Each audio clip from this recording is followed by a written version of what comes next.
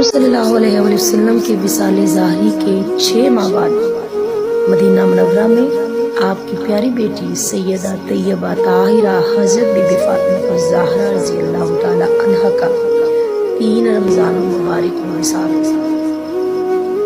آپ کی عمر 24 سال تھی۔ آپ کی بہت سی عادتیں حضور صلی اللہ علیہ وسلم سے ملتی۔ آپ کا اٹھنا، آپ کا بیٹھنا، آپ کا چلنا۔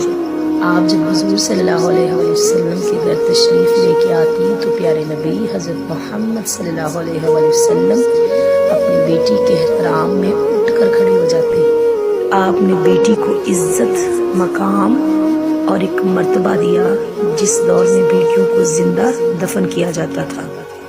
آپ صلی اللہ علیہ وسلم نے اس دور میں کہا، فاطمہ بدعۃ منی، فاطمہ میرے جگر کا ٹکڑا ہے، اور جس نے فاطمہ کو تکلیف دی اس نے مجھے تکلیف دی۔